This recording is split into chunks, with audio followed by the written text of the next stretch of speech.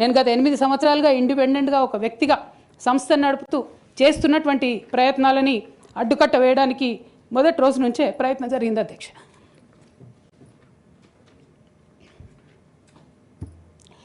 కానీ ఎక్కడ కూడా నేను తెలంగాణ బిడ్డలని, తెలంగాణ ప్రజల్ని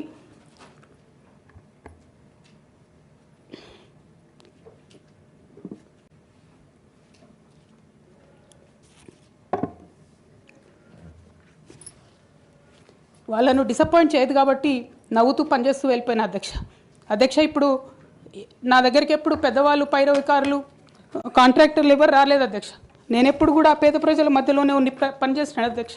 నా దగ్గరికి వచ్చినటువంటి బీడీ కార్మికులు కావచ్చు, బీడీ టేకేదారులు కావచ్చు, అంగన్వాడీ టీచర్లు కావచ్చు, ఆశా వర్కర్లు కావచ్చు, ఐకేపీ ఎంప్లాయీస్ కావచ్చు అధ్యక్ష, అదేవిధంగా జిహెచ్ఎంసీ కార్మికులు కావచ్చు అధ్యక్ష, టీచర్లు కావచ్చు అధ్యక్ష, నిరుద్యోగులు కావచ్చు, ఆడబిడ్డలు కావచ్చు, సింగరేణి ఉద్యోగులు కావచ్చు, కరెంట్ ఎంప్లాయీస్ కావచ్చు, ఎవరు వచ్చినా అధ్యక్ష నేను కాదనకుండా నాకెంత వీలైతే అంత పనిచేసి పెట్టేటటువంటి ప్రయత్నం చేసిన అధ్యక్ష.